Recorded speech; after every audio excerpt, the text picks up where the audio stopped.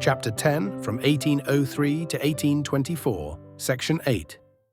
The ecclesiastical notices contained in this work will relate chiefly to external and material interests. The eye of a stranger cannot be expected to survey with impartiality the peculiarities of systems. It will be attempted to supply a few general facts acceptable to the community at large. During the first years of this colony, the duty of providing religious instruction was both admitted and neglected by the state.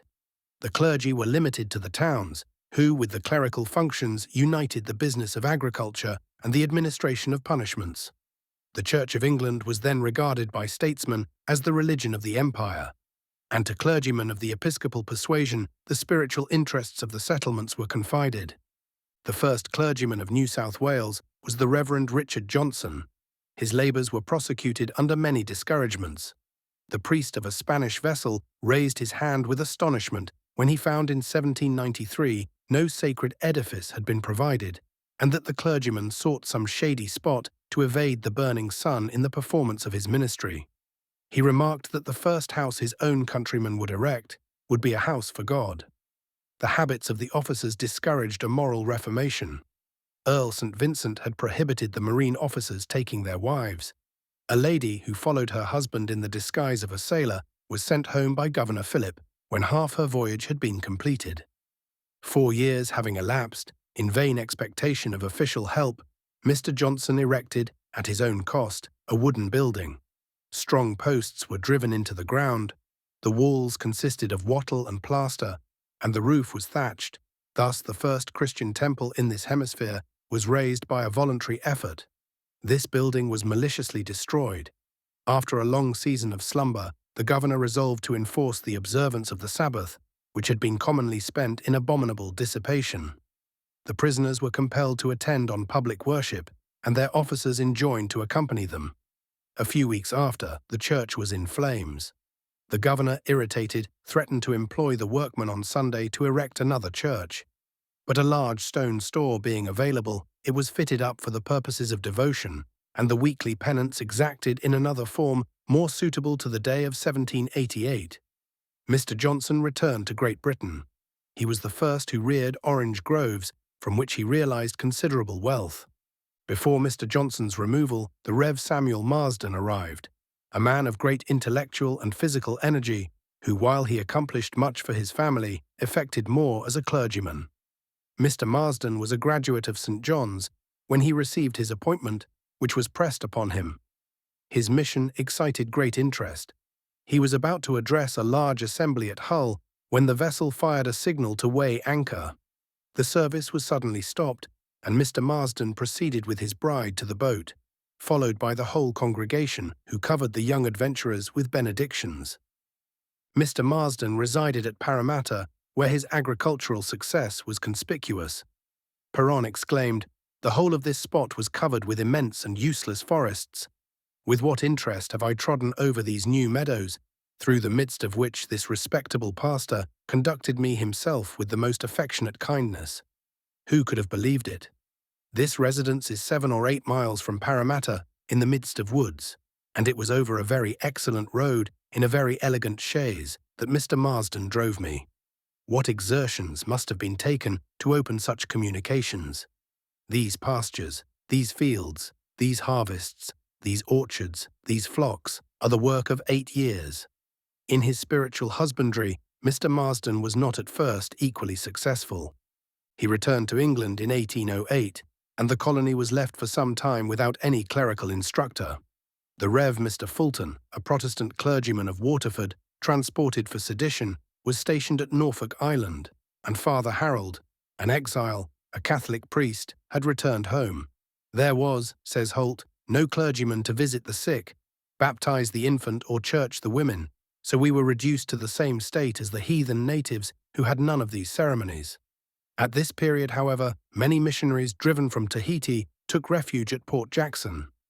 Some were employed as preachers and others as schoolmasters, and several rose to considerable station and wealth, while others resumed their mission under more favourable auspices. Mr. Marsden succeeded in arousing the attention of the ministry. Additional clergymen were procured, and schools were established. The country-born children displayed an aptitude for instruction which kindled the most pleasing hopes. They exhibited a feeling, approaching to contempt, for the vices of the convicts, even when manifested in the persons of their parents. These feelings, said Sidney Smith, convey to the mother country the first proof that the foundations of a mighty empire are laid. It is scarcely possible to imagine a condition more unfavourable to the rising race, and yet the aptitude for instruction and the self-respect observable in the Australian youth have been remarked by every visitor from the earliest times, not without astonishment.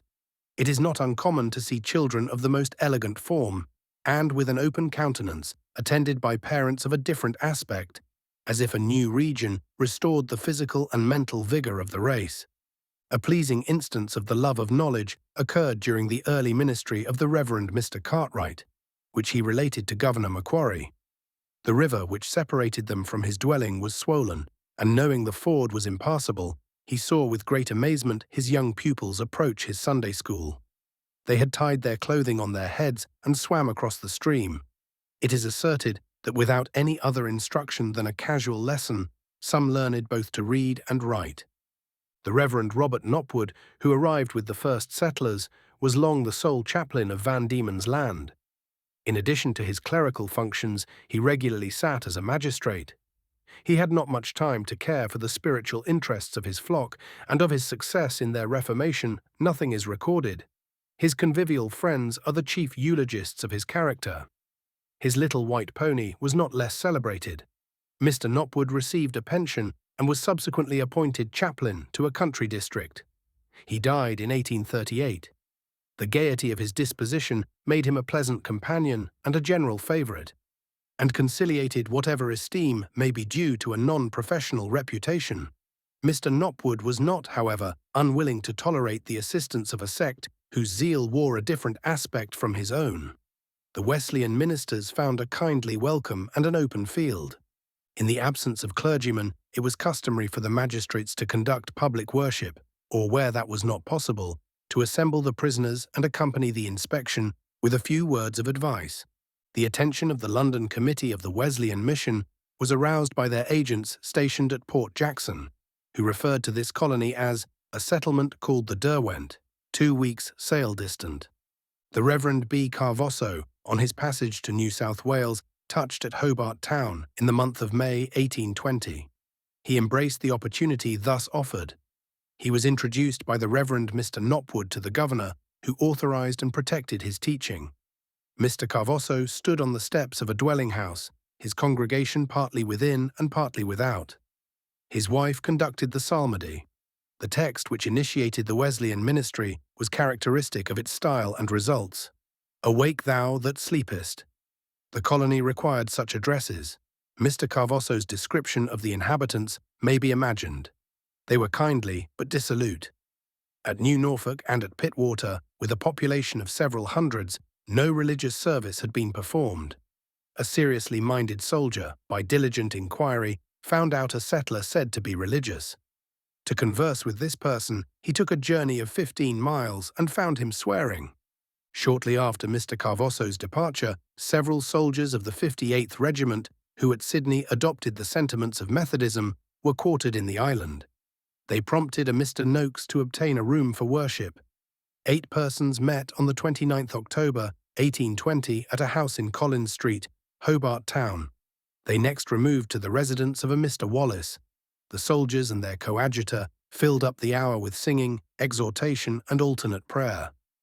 Corporal Waddy appears to have been the leader of the band. They were assailed with great, though transient, fury. Their devotion was stifled by hostile noises. The governor, however, interfered, and the disturbers were intimidated. But the landlord of the house, growing weary of their company, they sought a place of refuge. Don, a carpenter whose skilling formed a workshop, was entreated to arrange it for worship. At first, he gave a hesitating consent. His wife, a woman of vigorous temper and a Romanist, violently interdicted the project. But, says the chronicler, that night there was a dreadful storm, the house rocked. She awoke in terror, exclaiming, "The Methodists shall have the room."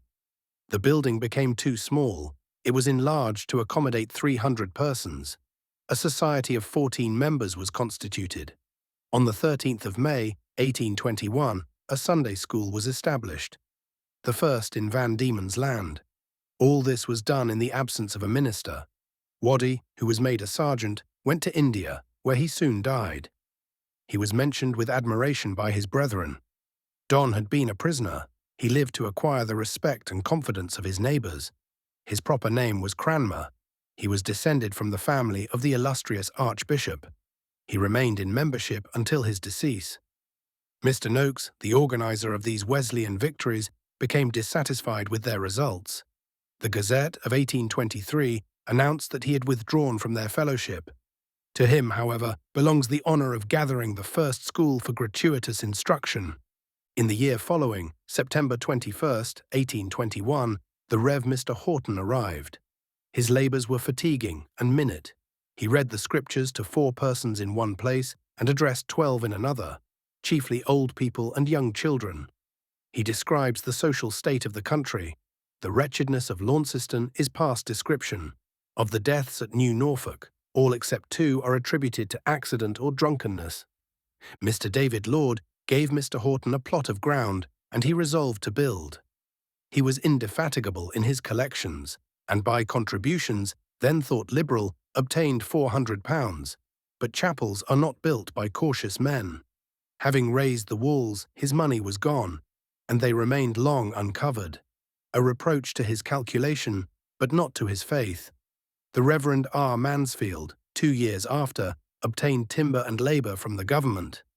Gifts and loans were provided by the Society in England, and the building was completed. In 1822, a considerable religious immigration took place. Carvosso transmitted accounts of the material and moral prospects of the colony, which determined several of that class to settle in this island. They embarked in the Hope and encountered great dangers in the British Channel.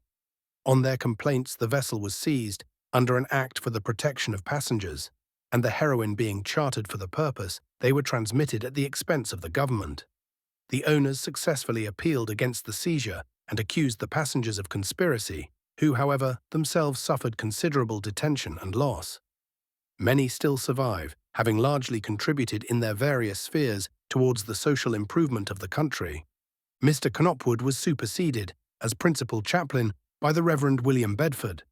This gentleman received his appointment by the recommendation of persons who had been impressed by his zealous attendance on criminals awaiting execution in the metropolitan jails.